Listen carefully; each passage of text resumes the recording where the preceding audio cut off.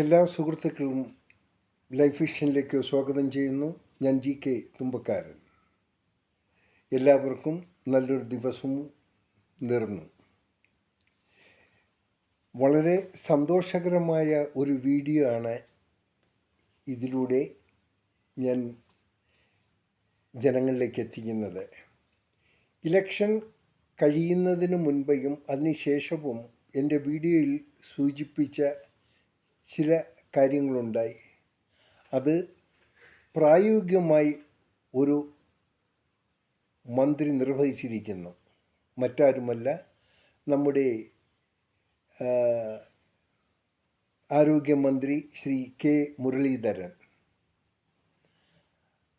അദ്ദേഹത്തിന് ആയിരം അഭിവാദനങ്ങൾ. ഏറെ സന്തോഷമുണ്ട്. തീർച്ചയായും അദ്ദേഹത്തിൻ്റെ വകുപ്പ്, ആരോഗ്യ വകുപ്പ് ഏറ്റവും ശ്രേഷ്ഠമായ രീതിയിൽ നടത്താനുള്ള തുടക്കം അദ്ദേഹം കുറിച്ചു കഴിഞ്ഞു.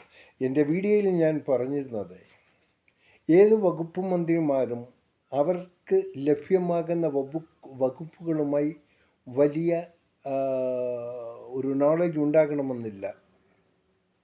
കാരണം അതിലായിരിക്കില്ല അവർ ശ്രദ്ധിച്ചിരുന്നത്, മറ്റു പല ഏതെങ്കിലും സബ്ജക്റ്റിലായിരിക്കും. എന്നാൽ ഇതാ ശ്രീ K. മുരളീധരൻ അങ്ങരുടെ കഴിവ് തെളിയിക്കുന്നത് അതിന് യോഗ്യമായ ആൾക്കാരെ ഡെപ്യൂട്ട് ചെയ്തു. അദ്ദേഹത്തിൻ്റെ അഡ്വൈസറായി ആരോഗ്യവകുപ്പിൽ ആരോഗ്യത്തെക്കുറിച്ചറിയുന്ന ഒരു ഡോക്ടറെ നോമിനേറ്റ് ചെയ്തിരിക്കുന്നു.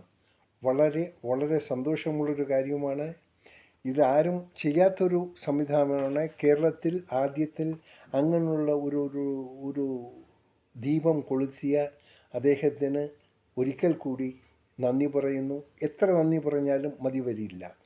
ഇനി അദ്ദേഹത്തിൻ്റെ വകുപ്പ് നല്ല രീതിയിൽ സ്വീകരിക്കാൻ സാധിക്കും. കാരണം MBBSഉം MS-ഉം MD ഒക്കെ പഠിച്ചവർ മെഡിസിനെക്കുറിച്ചാണ്, ട്രീറ്റ്മെൻറ്റിനെക്കുറിച്ചാണ്, രോഗങ്ങളെക്കുറിച്ചാണ്.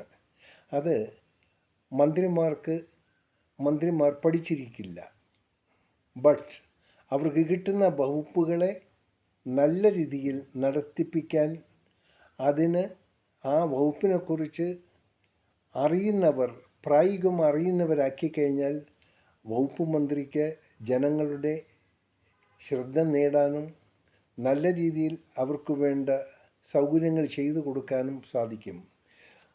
വകുപ്പ് മന്ത്രിമാർ എല്ലാ സമയത്തും അവർ തിരക്കുള്ളവരായിരിക്കും. അവർ ജനങ്ങളുടെ ഇടയിൽ സഞ്ചരിക്കുകയും ജനങ്ങളുമായി ബന്ധപ്പെടുകയും ജനങ്ങളുടെ കാര്യങ്ങൾ അറിയുകയും അതിനുള്ളൊരു പരിഹാര മാർഗം കണ്ടെത്താൻ തന്നെ ഒത്തിരി സമയം അവർക്ക് വേണ്ടി വരുന്നു. അതിനുള്ളിൽ മറ്റു ചില കാര്യങ്ങൾ ശ്രദ്ധിക്കപ്പെടാതെ പോകും. ഈ ഭരണകൂടം എപ്പോഴും തകരുന്നത് ഈ ഒരു അപാകതകൾ മൂലമാണ്. നമുക്കറിയാം, എല്ലാ മന്ത്രിമാരും, ഒരു മുഖ്യമന്ത്രിമാരും അവർ മന്ത്രിയായാൽ ആദ്യം അവരോടൊപ്പം തോളോട് തോളം ചേർന്നവരായിരിക്കും അവരുടെ സ്റ്റാഫിൽ പെടുത്തുക. അവർക്ക് മറ്റൊന്നുമില്ല, അവർക്ക് സമരം ചെയ്യാനും അവർക്ക് ജയ് വിളിക്കാനും അതിലാണ് എക്സ്പീരിയൻസ്. രാഷ്ട്രീയം ചെയ്യാനറിയാം, രാഷ്ട്രീയം പറയാനറിയാം, അവർക്ക് അതിനെക്കുറിച്ച് കൂടുതൽ അറിവുണ്ടാകും. എന്നാൽ ഒരു വകുപ്പ് മന്ത്രിയുടെ ഡിപ്പാർട്ട്മെൻറ്റിൽ ഇവരുടെ സാന്നിധ്യം ഒന്നും ഗുണകരമായ ഒരു കാര്യം ചെയ്യാൻ അവർക്ക് പറ്റില്ല. അവരുടെ ലൈനേ വേറെയാണ്. അതുകൊണ്ട് നമ്മുടെ വകുപ്പ് മന്ത്രി K. മുരളീധരൻ അദ്ദേഹം ചെയ്യുന്നത് യഥാർത്ഥത്തിൽ വളരെ സ്തുത്യർഹമായ ഒരു കാര്യമാണ്. നാം എല്ലാം അപ്രിഷ്യേറ്റ് ചെയ്യുന്നു. അപ്രിഷ്യേഷൻ ചെയ്തുകൊണ്ടേയിരിക്കും. ഇങ്ങനെയാണ് വേണ്ടത്. ഒരു മന്ത്രി ഇങ്ങനെ ആയിരിക്കണം. ഇതുപോലെ മറ്റു മന്ത്രിമാരും ഈ ഒരു പാത പിന്തുടരുമെന്ന് നമുക്ക് ആശിക്കാം. കാരണം ജനങ്ങളെ അടുത്തറിയണം, അവരുടെ രോഗനിർണയം നടത്തിക്കാനും ഹോസ്പിറ്റലിലെ ഫെസിലിറ്റീസ് എന്താണെന്നും അതിൻ്റെ എക്യുപ്മെൻറ്റ്സ് എന്താണെന്നും അവിടെ ന്യൂനതകൾ എന്താണെന്നും അതുമായി ബന്ധപ്പെടുന്നവർക്ക് അറിയുന്നത് പോലെ മന്ത്രിക്ക് അറിയണമെന്നില്ല.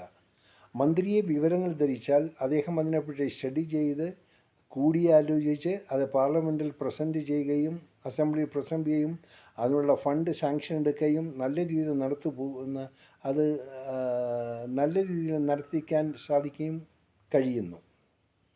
നാം എല്ലാം ഒറ്റ സമയം കൊണ്ട് ചെയ്തു തീർക്കാൻ പറ്റിയില്ല. അതിന് പല പടിപടികളായി പല പദ്ധതികളിലൂടെ ആസൂത്രണം ചെയ്തായിരിക്കണം.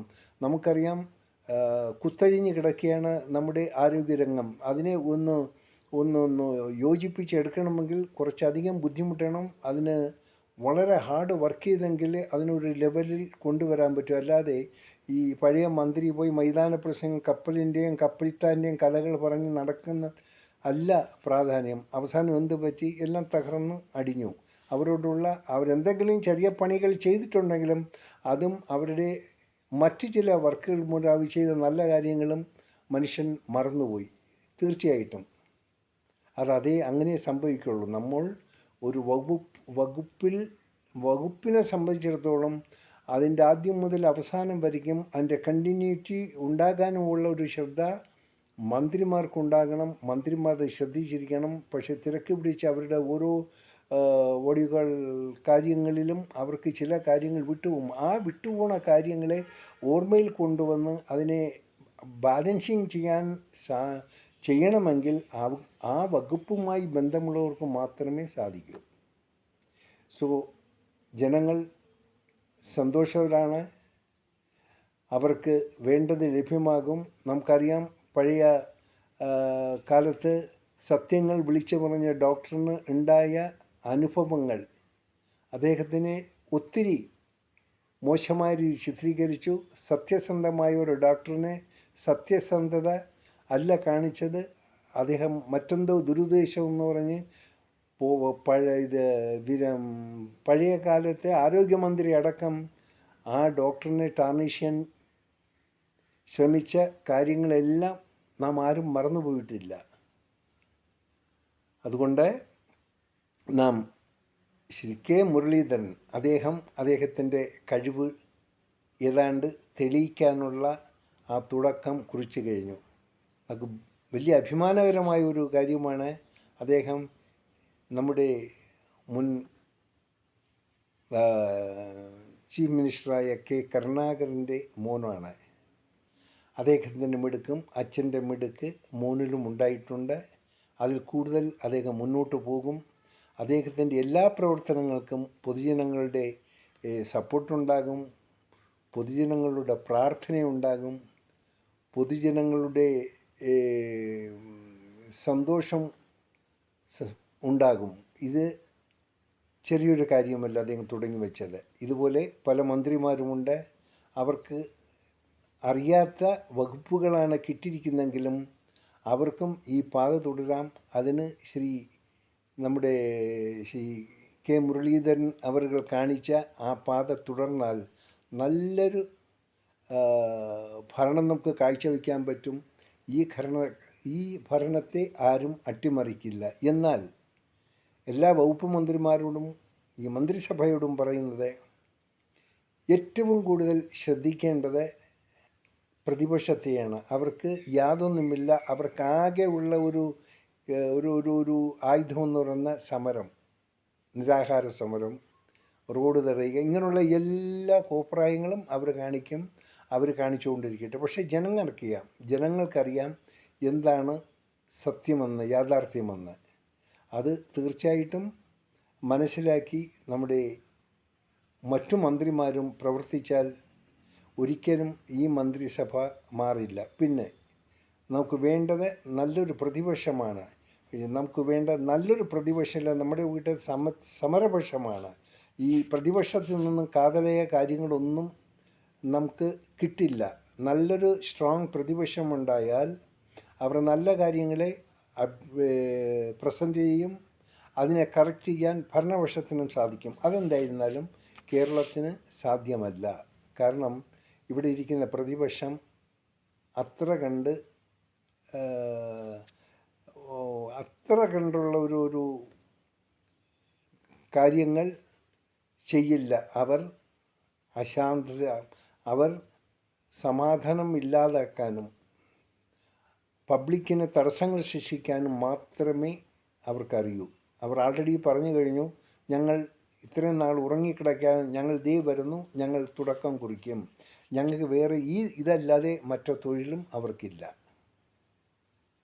അത് അവരുടെ സാധാരണ, അത് അവരെ മാറ്റാൻ പറ്റില്ല. അവർക്ക് ആകെ ഉള്ള ഒരു ബോംബെന്ന് പറഞ്ഞ് ഇതിലുള്ള സമരം നടത്തിക്കൽ മാത്രമല്ല, മറ്റൊന്നും അവർക്കറിയില്ല. അവർക്ക് അതേ അറിയൂ. പക്ഷെ എങ്കിൽ തന്നെയും മുൻകാലങ്ങളെ അപേക്ഷിച്ച് കമ്മ്യൂണിസ്റ്റുകാരുടെ അതിലെ പ്രവർത്തകർ ഒരുപാട് സത്യങ്ങൾ അറിഞ്ഞിരിക്കുന്നു. അതിൻ്റെ മാറ്റങ്ങളാണ് ഉണ്ടായത്. അതിൽ കൂടെ തന്നെയാണ് ഇത്രയും വലിയൊരു വിജയം കൈവരിക്കാൻ സാധിച്ചത്. അവസാനമായി ഒരിക്കൽ കൂടി നമുക്ക് ശ്രീ കെ മുരളീധരനോട്, അദ്ദേഹത്തിൻ്റെ പ്രവർത്തനങ്ങളോട് നല്ല രീതിയിൽ നടക്കാൻ വേണ്ടി നമുക്ക് ഈശ്വരനോട് പ്രാർത്ഥിക്കാം. എല്ലാം നല്ലതായി വരട്ടെ. അദ്ദേഹത്തിൻ്റെ ആരോഗ്യത്തിനും എല്ലാത്തിനും വേണ്ടി ഈശ്വരനോട് നേരാം. കാണാം വീണ്ടും മറ്റൊരു വീഡിയോയിലൂടെ. Thank you.